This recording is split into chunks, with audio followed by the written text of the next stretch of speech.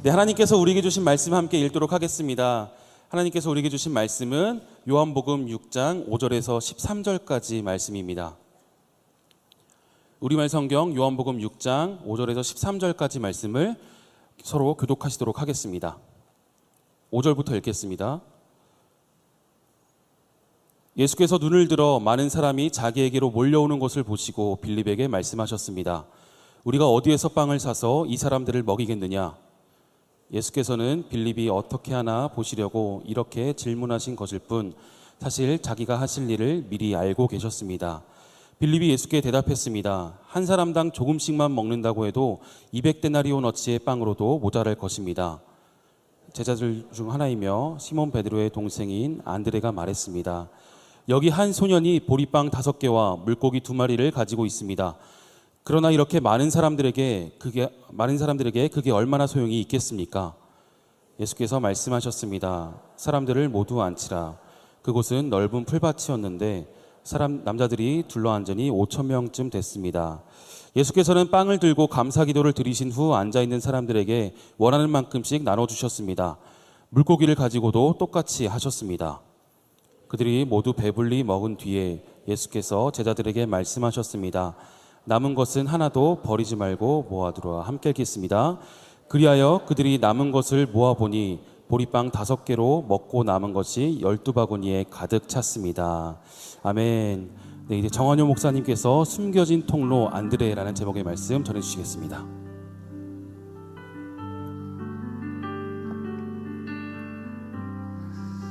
네, 말씀의 자리, 은혜의 자리 나오신 모든 분들을 주님의 이름으로 환영하고 축복합니다. 이번 달 화요 성령 집회 주제가 언성 히어로죠. 오늘 두 번째로 함께 나누기를 원하는 인물은 바로 안드레라는 인물입니다. 사실 우리에게 안드레라는 인물은 예수님의 12제자 중에 한 사람이라는 것 외에는 사실 그렇게 많이 알려진 부분은 없습니다. 그런데 성경을 조금만 자세히 읽어보시면 이 안드레라고 하는 사람의 인생만큼 정말 영적으로 아름다운 조연이 과연 누가 있을까 싶을 정도로 그의 인생은 정말 완벽한 어시스턴트가 아닐까라는 생각을 하게 됩니다. 제가 개인적으로 굉장히 좋아하는 축구 선수가 한 명 있는데, 이게 설교 초입부터 웬 축구 얘기냐라고 하시는 수도 있겠지만 이게 다 맥락이 있는 얘기니까 끝까지 한번 들어보시고요. 제가 개인적으로 굉장히 좋아하는 축구 선수가 딱 한 명 있는데, 그 선수가 바로 맨체스터 시티의 케빈 데브라이너라는 선수가 있습니다. 이 선수는 골을 넣는 임무를 하는 선수는 아니고요, 골을 넣을 수 있도록 완벽한 기회를 창출해주는 역할을 하는 그런 선수입니다. 사람들은 축구의 지식이 상관없이 골을 넣는 순간과 누가 골을 넣었는지는 다들 주목을 하죠. 그래서 결정적으로 골이 들어가는 순간, 그 순간을 대부분의 사람들이 주목을 하는데, 사실은 그 골이 들어가기까지 그 완벽한 상황을 만들어주는 누군가가 없다면 아무리 화려한 스포트라이트를 받는 주연이라고 하더라도 존재할 수가 없을 것입니다. 제가 왜 이 이야기를 드리냐면, 오늘 말씀을 나누기에 앞서서 저와 여러분이 꼭 기억하기를 원하는 한 가지 중요한 사실이 있다면, 하나님의 기억의 방법과 사람의 기억의 방법이 대단히 많이 다르다라는 것입니다. 사람들의 생각에 중요하다라고 하는 사람들, 혹은 사람들의 주목을 받고 이목을 집중하는 사람들이라면 사람들이 기대하는 기준들이 있습니다. 그리고 그 기준에 부합하는 사람이라면 사람들은 그 사람을 여러 경로로 알리고 전하고 다양한 수단과 방법을 생각하기를 마련이죠. 더 많은 것을 알려주고 싶고 더 많은 것을 전해주고 싶은 것이 사람들의 일반적인 생각입니다. 자, 그런데 성경을 보시면 그런 사람들의 기억의 원리와는 사뭇 다르다는 것을 알 수가 있습니다.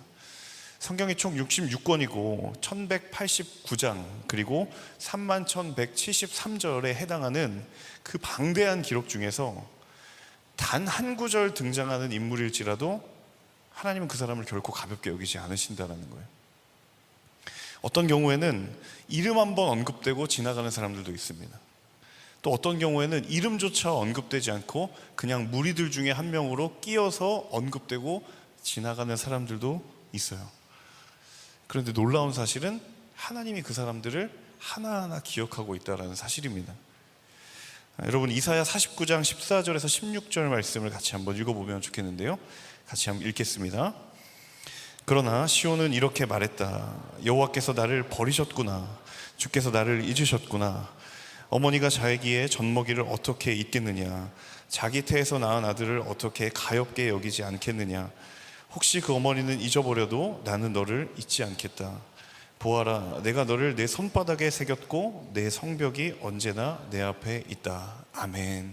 이것이 하나님이 한 사람의 인생을 기억하는 방법이라는 거예요. 수많은 사람들은 각자의 기준에 따라, 그리고 세상의 기준에 따라, 세상의 방법으로 그 사람의 위대함과 그 사람이 어떤 일을 했는지, 그 사람의 프로필과 업적을 따라 기억하는 방식과 원리를 따른다면, 하나님은 자신의 손바닥에 새긴 한 영혼의 이름을 결코 잊지 않으시는 하나님이신 줄로 믿습니다.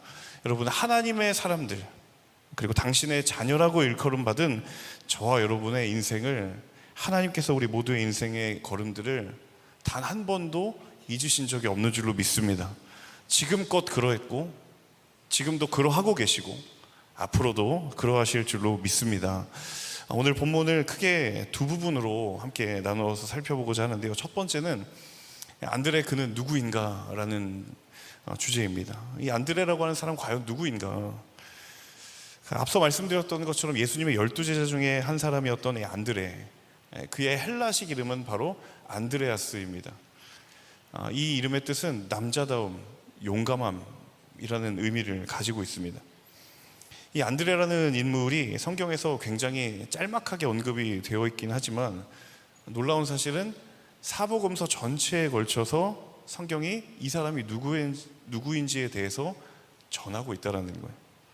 자, 그 중에서도, 그 사복음서 중에서도 오늘 이 본문에 해당되는 요한복음이 비교적 구체적인 내용을 전하고 있습니다.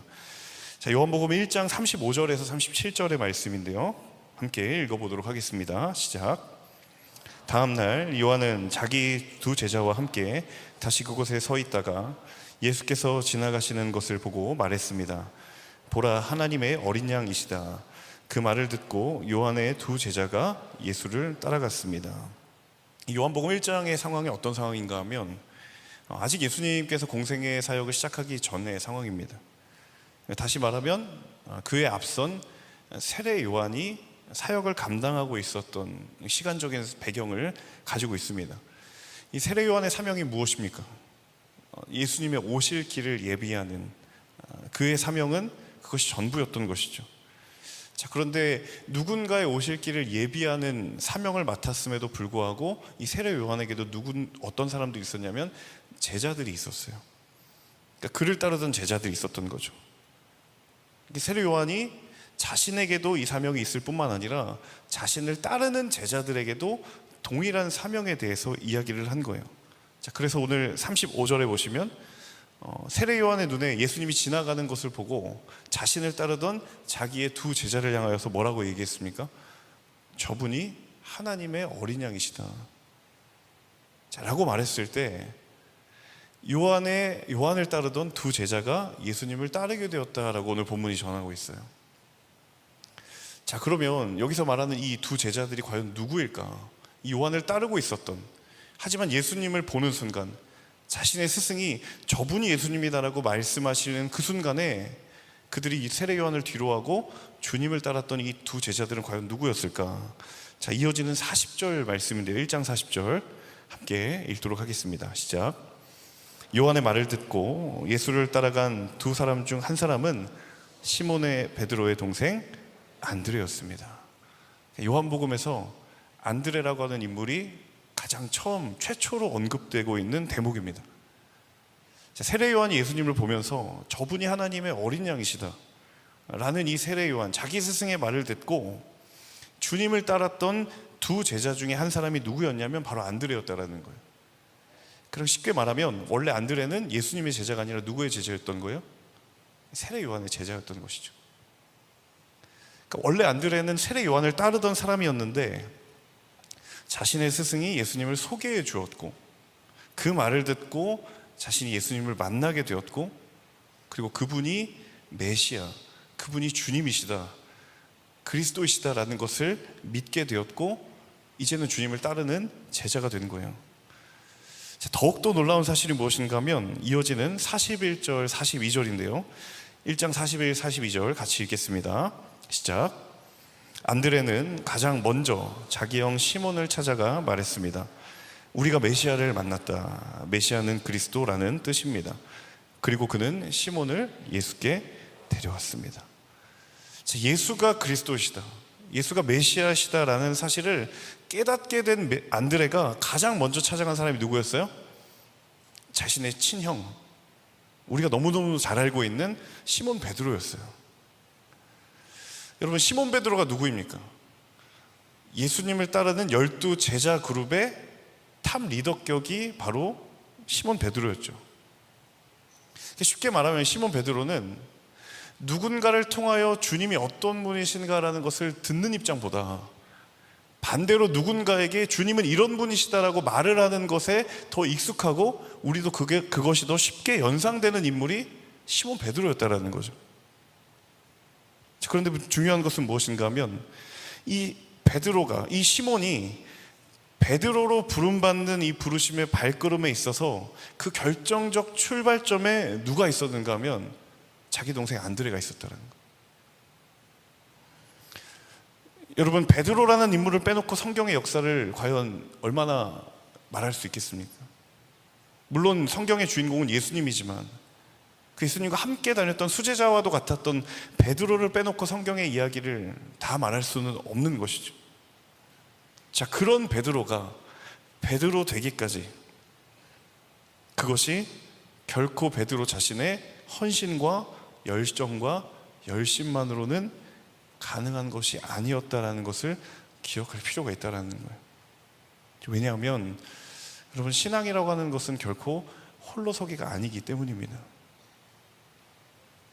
안드레라고 하는 인물이 시몬을 베드로 되게 한 굉장히 중요한 마중물의 존재가 있었다는 거예요.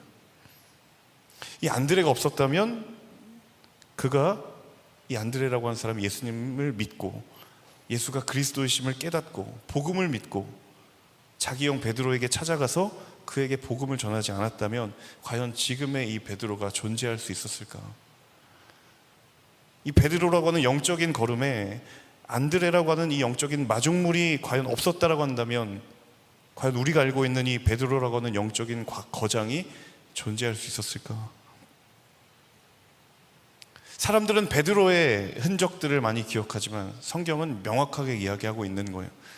안드레가 베드로를 베드로 되게 했던 하나님의 도구였다는 거예요. 저는 이제 여의도에서 대학 청년 공동체를 섬기고 있는데 저희 예배처소는 외부에 있습니다. 외부 예배처소에서 주일 예배를 섬기고 있는데요. 참 감사한 거는 매주 새가족들을 보내주셔서 공동체에 늘 활력이 넘치는 것 같습니다. 그래서 제가 오시는 분들을 정말 부득이한 상황이 아니면 첫 주에 오시는 새가족들을 늘 꼭 만나서 짧게라도 이야기를 나누는데 제가 꼭 드리는 질문이 있어요. 그게 뭐냐면 어떻게 저희 공동체에 오시게 되었습니까? 라는 이 질문을 꼭 드려요. 이 질문을 하면 제가 많은 분들을 대답을 들었는데 두 가지 인상적인 사실이 있다는 것을 깨닫게 됐습니다. 한 가지는 무엇인가 하면 생각보다 많은 경우에 있어서 저희 공동체를 찾는 분들이 신앙생활을 오랫동안 멈추었다가 다시 시작하기 위해서 저희 공동체를 찾는 경우가 굉장히 많이 있다는 걸 알게 됐어요.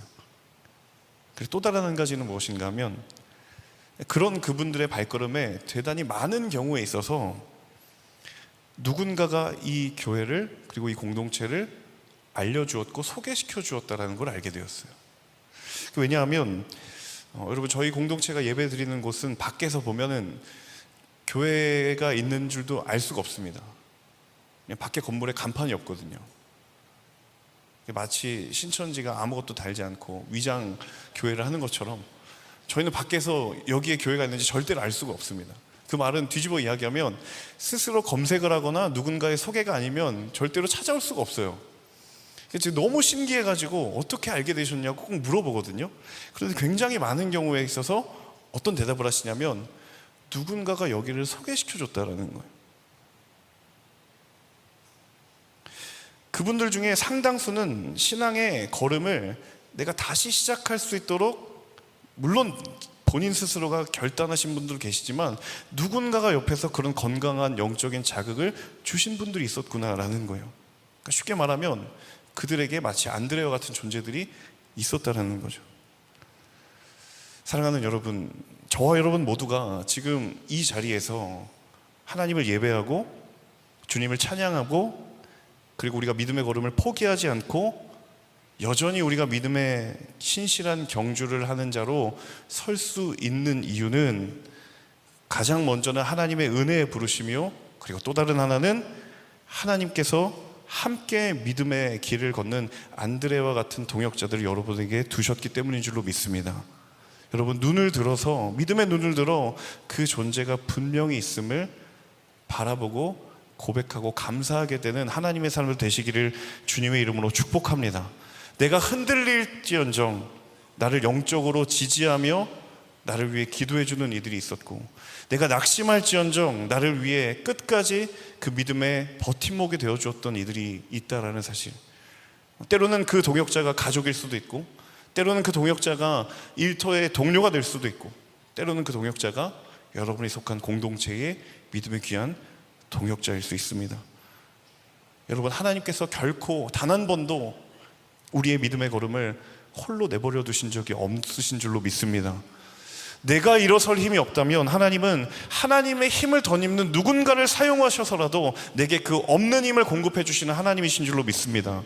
저는 여기에만 머무르는 것이 아니라 여러분, 한 걸음 더 나아가기를 원합니다. 그것이 무엇인가 하면 바로 여러분이 그런 존재가 되어주시기를 축복합니다.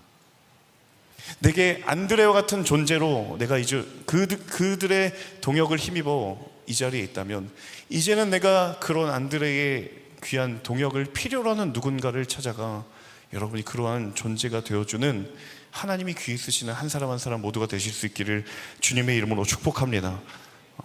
영적으로 지쳐있는 사람들, 믿음에 연약한 사람들, 여전히 하나님의 사랑을 인격적으로 만나야 될 사람들이 여러분 눈에 보이신다면, 여러분 그것이 가정이든 일터이든 그것이 학교이든 하나님께서 저와 여러분을 그를 살리시고 세우시는 회복의 통로로 사용하실 줄로 믿습니다. 그러한 믿음의 걸음 걸어가시는 저와 여러분 모두가 될 수 있기를 주님의 이름으로 축복합니다. 우리 두 번째로 함께 살펴보기를 원하는 것은 그 기적의 결과만큼이나 우리가 기억해야 할 것이 있다는 것입니다. 오늘 이 오병이어의 기적의 현장에 기적의 결과만큼이나 기억해야 할 것이 있는 거예요.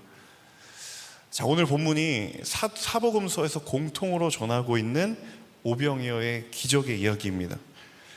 예수님께서 공생의 기간 동안 행하신 정말 많은 가르침과 또 기적의 역사들이 있는데, 성경이 그것을 다 일일이 전하지는 않아요. 어떤 복음서에는 있는 이야기가 또 다른 복음서에는 빠져있는 경우들도 있습니다.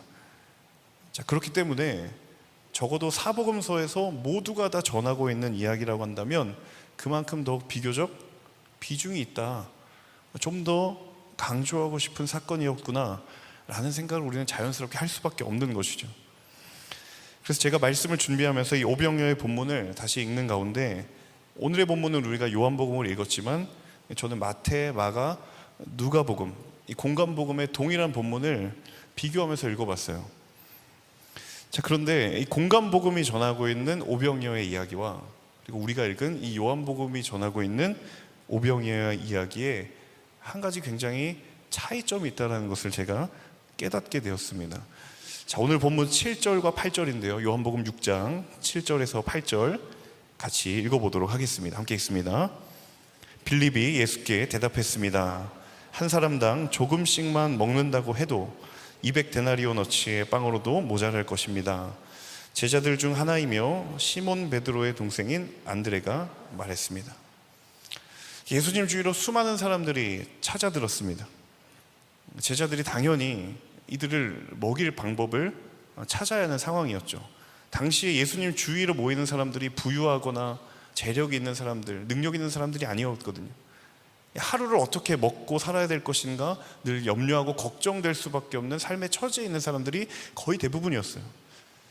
그러니까 지금 이 상황에서 예수님 주변으로 모인 사람들은 그들의 끼니를 우리가 해결해 줘야 하는 것인가 라는 생각을 자연스럽게 할 수밖에 없는 그런 상황이었던 것이죠.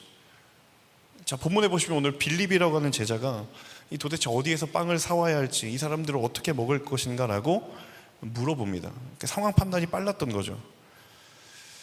주님이 먼저 물어보셨어요. 그랬더니 빌립이 뭐라고 이야기합니까? 한 사람당 조금씩 먹어도 200데나리온어치의 빵이 필요할 겁니다. 여러분, 1데나리온이 당시에 하루 노동자가 하루 종일 일해서 벌을 수 있는 임금이에요. 그러니까 200데나리온이라면 200일 정도는 일을 해야 된다는 거죠. 최소 6개월 이상 일을 해야 받을 수 있는 임금이에요. 그러니까 빌립이 빠르게 판단을 한 거죠. 예수님이 물어보시긴 했지만 이거 안 되겠다, 불가능하다는 상황처럼 보인 거예요. 자, 그때 오늘 본문에 누가 등장해요? 안드레가 등장한 거예요. 자, 공간복음에는 나와 있지 않은, 언급되지 않은 인물이 요한복음에 안드레라는 인물이 등장합니다. 자, 안드레가 뭐라고 얘기합니까? 저 한 소년이 가지고 있는 게 보이는데 보리빵 5개와 물고기 2마리가 있습니다 라는 걸 발견한 거예요. 여러분, 공간복음서의 병행 본문을 보시면 이 한 소년이 가지고 있었던 오병이어의 존재를 보고하는 사람이 누구인지에 대해서 전하고 있지 않아요. 그냥 제자들이 말했습니다 이렇게 돼 있어요. 그런데 요한복음에서는 유일하게 그걸 말하는 사람을 명확하게 언급합니다. 그 사람은 안드레였다. 시몬 베드로의 동생 안드레였다라는 것을 요한복음만이 유일하게 이야기하는 거죠. 자, 그런데 여기까지 너무 좋죠. 안드레는 정말 훌륭한 사람이구나. 자, 그런데 9절에 넘어가시면 안드레가 예수님께 한 말을 보면 조금 기대가 져버리는 말을 하죠. 9절을 같이 읽어볼까요? 함께 읽습니다. 여기 한 소년이 보리빵 5개와 물고기 2마리를 가지고 있습니다. 그러나 이렇게 많은 사람들에게 그게 얼마나 소용이 있겠습니까? 자, 안드레의 보고까지 좋았어요. 여기 한 소년이 보리빵 5개와 물고기 2마리 가지고 있습니다. 여기까지 너무 좋았어요. 그런데 이어서 한 말이 뭐예요? 근데 이게 얼마나 소용이 있을지는 모르겠습니다. 이 말을 안 했으면 얼마나 은혜로웠겠어요. 근데 이 한 문장이 이게 뭐지?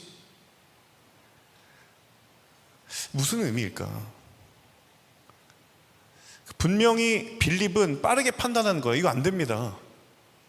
그런데 안드레는 또 다른 시선을 두고 찾아보는데 한 소년의 오병이어가 들어온 거예요. 자, 그래서 드리기는 드리는데 오병이어가 있으니까 예수님께 보고는 하는데 어떤 거예요? 마음에 큰 기대는 없는 거예요. 자신이 봐도 빌립의 말이 맞는 것 같은 거예요. 5,000명 가까이 모여있는 상황에서 이 오병이어가 무슨 소용이 있을까? 그런데 그냥 말은 해보는 거예요. 여기 뭐 있습니다. 이런 뉘앙스예요. 제가 이 안드레의 이 말, 마지막 이 말, 이렇게 많은 사람들에게 얼마나 이게 소용이 있겠습니까? 라는 이 말을 반복적으로 묵상하면서 제가 어떤 마음이 들었냐면 이런 마음이 든 거예요. 과연 이 안드레는 믿음이 없는 사람이라고 우리가 과연 말할 수 있을까? 여러분, 얼핏 보면 그렇게 생각할 수도 있잖아요. 오병이어를 주면 주님 이것으로 사용하여 주십시오 이렇게 멋지게 얘기하면 되는데 이게 뭐 얼마나 소용이 있겠습니까? 이게 얼마나 이렇게 모양 빠지는 얘기입니까? 끝까지 좀 멋지게 얘기했으면 좋았을 텐데 이 속으로 저렇게 반신반의하면서 말하는 걸 보면 이거 오병이어 드리면서도 이거 믿음 없는 거 아니야? 여러분, 정말 그러할까? 정말 이 안드레의 말과 행동이 과연 정말 믿음 없는 언행이었다라고 우리가 말할 수 있을까? 저는 단언컨대 그럴 수 없다라는 생각을 강하게 하게 됩니다. 물론 그의 믿음이 정말 누가 봐도 강하고 견고하다라고 말하지 못할 수도 있습니다. 하지만 여러분, 그가 소년의 오병이어를 가지고 예수님 앞에 나와서 예수님께 입을 열어 말하기까지 여러분, 그 짧은 시간에 그의 주님을 향한 발걸음과 주님을 향한 고백 자체는 여러분, 그것이 믿음의 토대가 아니고서는 과연 이 행동을 무엇으로 설명할 수 있겠는가? 누가 봐도 해결할 수 없을 것 같은 상황이에요. 아무리 생각해도 도저히 답이 나오지 않는 상황이면은 변함이 없어요. 그것은 빌립도 알고 있었고 안드레도 인정하는 상황이었어요. 그럼에도 불구하고 안드레의 귀한 믿음이 무엇인가 하면 이 상황에서 내가 할 수 있는 게 무엇일까? 내가 주님께 말할 수 있는 것이 무엇일까? 내가 주님께 드릴 수 있는 고백이 무엇일까라는 것을 안드레는 생각했던 거예요. 비록 내 눈에 보이기엔 나를 비롯한 많은 11명의 제자들 내 눈에 보이기엔 안 될 것 같지만 그럼에도 불구하고 주님께 한 번 정도는 맡겨볼 수 있는 그것이 과연 무엇일까를 생각했던 거예요.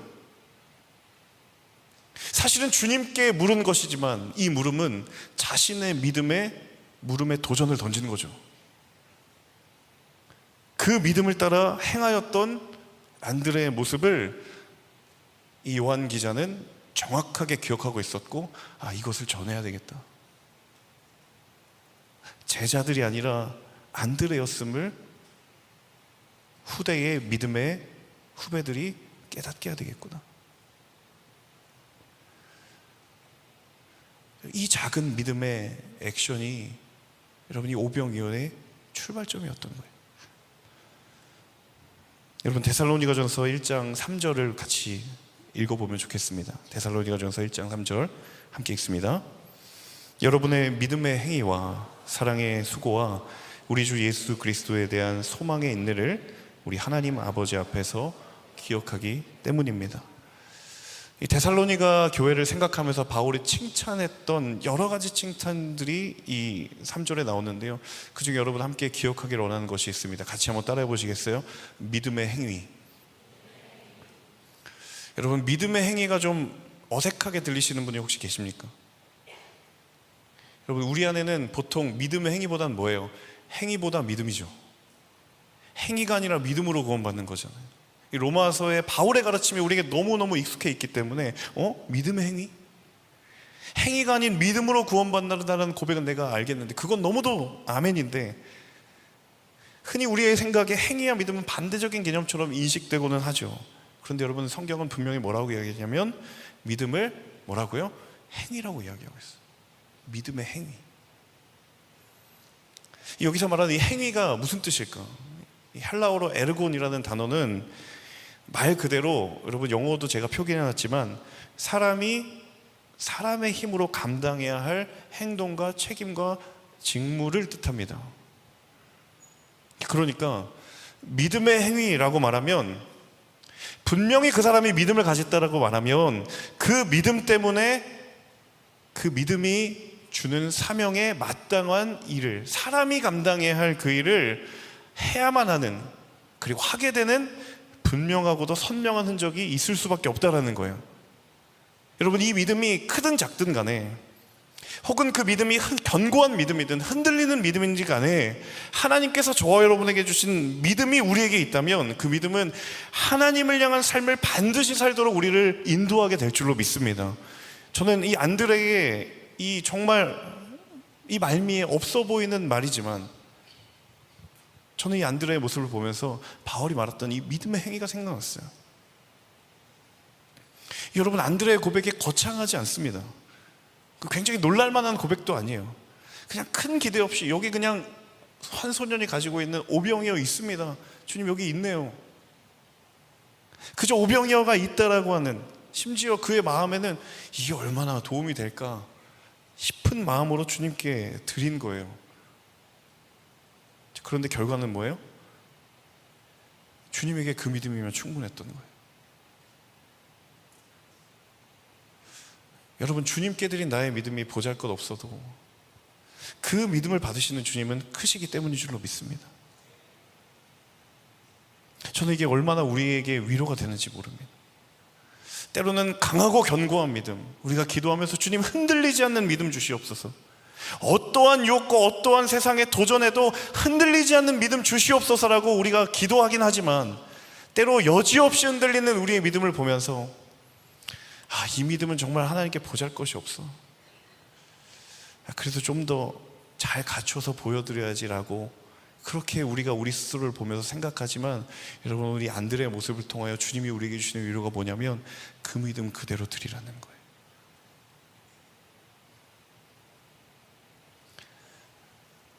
죽게 드린 나의 믿음이 보잘것없지만 그 나의 보잘것없는 믿음을 받으시는 그분이 크시다고 한다면, 나의 믿음을 받으시는 그분이 완전하시고 전능하시고 온전하신 주님이시라면, 여러분, 내가 드린 믿음의 크기가 뭐가 문제가 있겠습니까?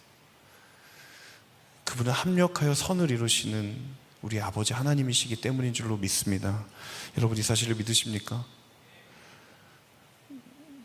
때로 이 가운데 지금 나의 믿음이 정말 안드레처럼, 주님, 제 믿음이 지금 이 상태예요, 이렇게 흔들립니다. 그냥 아무런 기대도 없이 그냥 얘기하는 그 정도의 믿음밖에 없어요. 심지어 안드레보다 더합니다. 저는 남겨진 나의 믿음이 없는 것처럼 느껴지지만, 여러분, 오늘 말씀이 우리에게 분명하게 우리에게 주시는 부르심이 무엇인가? 그 믿음을 주께 드리라는 것입니다. 여러분, 지금도 하나님의 이야기가, 그 하나님의 이야기 안에 저 여러분의 믿음이 기록되고 있는 줄로 믿습니다.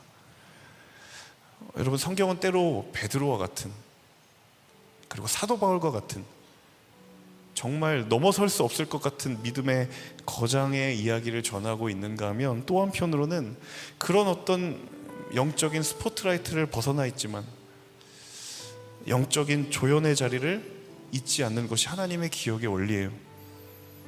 심지어는 그들이 믿음의 거장을 잇게 한 장본인이기도 합니다. 오늘 이 안드레처럼, 때로는 성전에 이름조차 기록되지 않은 성전의 문지기처럼, 모두가 다 거장이 될 수는 없습니다. 우리 각자의 믿음의 분량을 하나님이 아시고 우리 각자의 믿음의 상황과 형편을 아십니다. 하지만 하나님, 내 믿음이 어떠하든지 간에 그런 나의 믿음을 받으시는 주님이 완전하신 분이시기 때문에, 그래서 제가 주님께 나의 믿음을 드립니다. 여러분, 이 고백이 주님 평생 나를 부르시는 그 순간까지 변치 않는 믿음의 고백이 될 수 있기를 주님의 이름으로 축복합니다.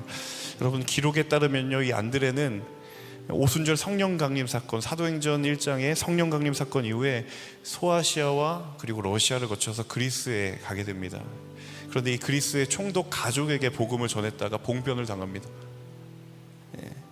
가족이 그 복음을 듣고 믿게 된 거예요. 그래서 총독이 열이 받은 거죠. 그러니까 우리 가족을 변화시켰다거나 회심시켰다라는 이유로, 기록에 따르면 이 안드레는 X자 형태의 십자가에 못 박혀서 순교하게 됩니다. 여러분, 이것이 과연 아까 우리가 기억했던 이 안드레의 정말 비루한 말과 같은 연약한 믿음의 결과일까요? 그렇지 않습니다.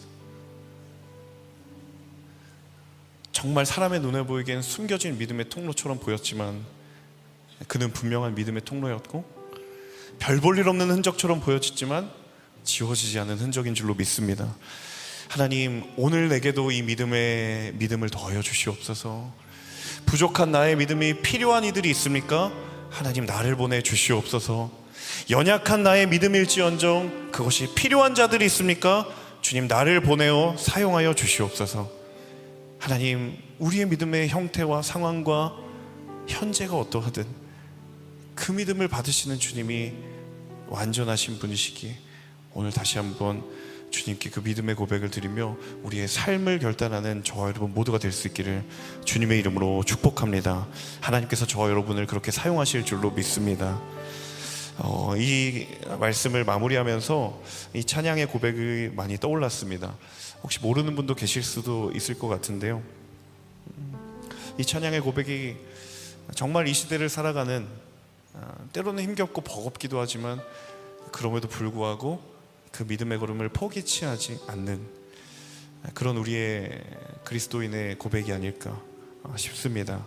이 찬양의 고백을 주님께 다시 한번 새롭게 드리며 함께 찬양하고 기도하겠습니다. 내가 사는 오늘 걸어가는 이 길, 당신의 뜻 안에 날 세우셨으니 인생의 바람에 내 삶은 늘려도 주님의 손에 모두 다 맡기네.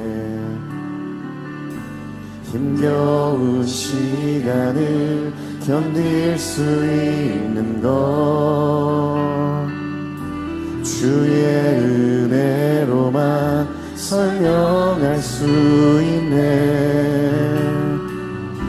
이전에 보이신 신실하신 은혜 여전히 내 삶을 주의 은혜로 살게 하시네.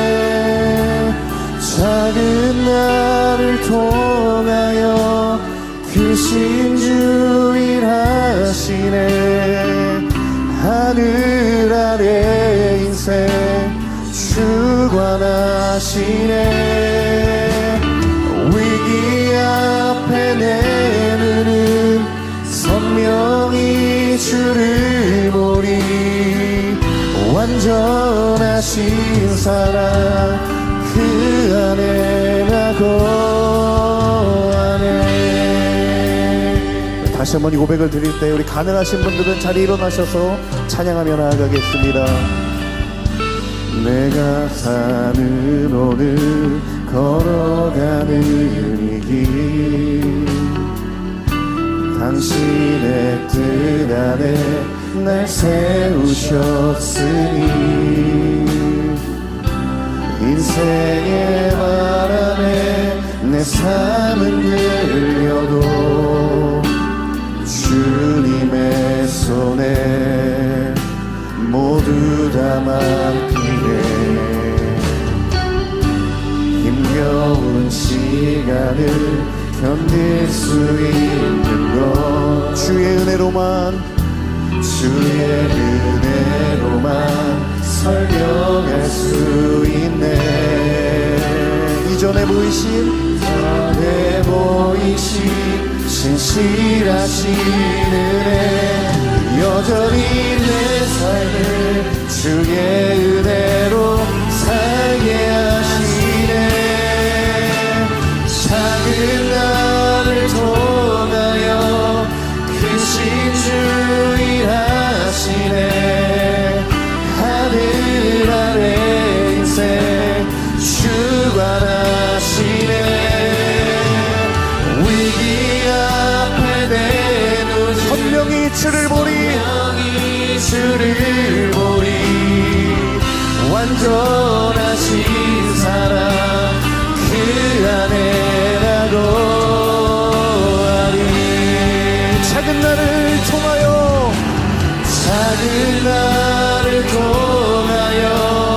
크신 주 일하시네.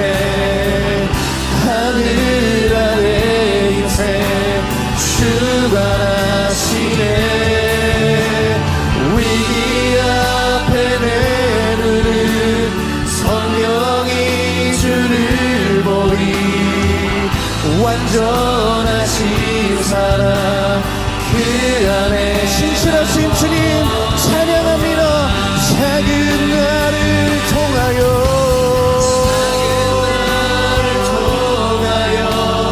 크신 주 일하시네. 하늘 아래 인생 주관하시네. 위기 앞에 우리 함께 결단하기를 원합니다. 주를 보리.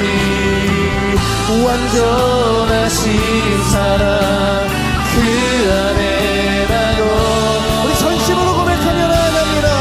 작은 나를 통하여 크신 주 일하시네. 아멘. 아래 인생 주관하시네. 위기 앞에 내 눈은 선명히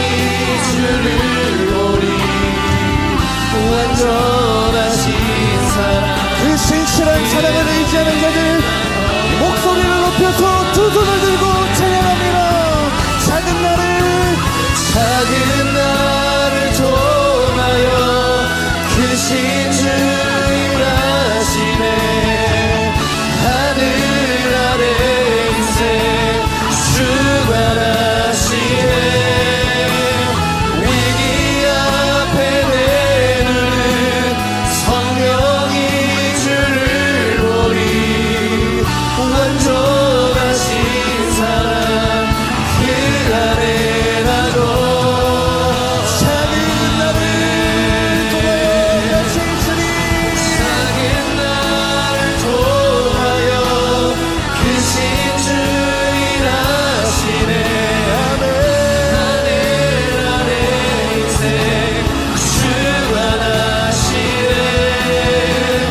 위기 앞에 내는 주님 선명히 주님을 바라보기를 원합니다. 완전하신 사랑 그 안에 나도 주의 말씀 의지하여 주의 말씀 의지하여 깊은 곳에 금을 던져 오늘 그가 놀라운 일을 이루시는 것 보라. 주의 말씀 의지하여 믿음으로 금을 던져 믿는 자에게 능치 전능하신 주님 신실하신 주님 주의 말씀 의지하여 깊은 곳에 금을 던져 오늘 그가 놀라운 일을 이루시는 것 보라. 주의 말씀 의지하여 믿음으로 금을 던져 믿는 자에게 능치 못함 없네. 작은 나를 통하여 크신 주 일하시네. 하늘 아래 인생 주관하시네. 위기 앞에 내놓는 선명히 주를 보리. 완전하신 사랑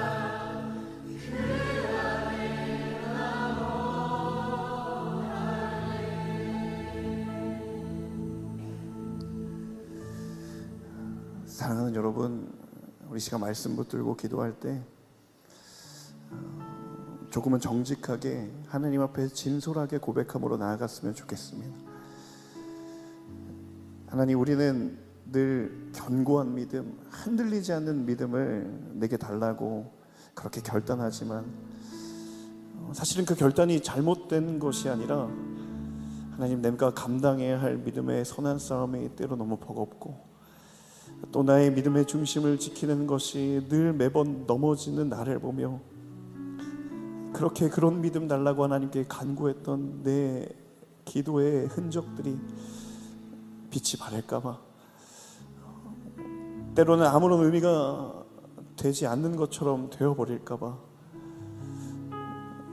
여러분 스스로를 부정하고 때로는 그 자리를 외면하고 그저 그냥 바쁘게 내게 주어지는 현실에 내 몸을 맡기지는 않으셨습니까? 여러분, 오늘 주님의 위로의 말씀이 여기에 있습니다. 안드레의 믿음은 그렇게 사람들이 주목하는 믿음도 아니었고 오병이어를 드리면서도 그 마음에는 여전히 염려와 두려움이 있었고 견고하지 못했던 믿음이 있습니다. 하지만 오늘 성경은 그 믿음을 기억하고 오늘 우리에게 새롭게 말씀하십니다. 하나님, 내가 하나님께 드린 그 믿음이 너무도 보잘것없지만 그 믿음을 들으시고 그 믿음을 받으신 주님이 완전하시기에 내가 다시 한번 거기에 소망을 두기를 간절히 원합니다. 주님, 나의 있는 모습 그대로, 나의 믿음 그대로, 하지만 전심으로 나아가게 하여 주시옵소서. 하지만 진심으로 고백하게 하여 주시옵소서. 내가 큰 믿음 드릴 수는 없지만 믿음의 위선을 떨진 않을 수는 있습니다.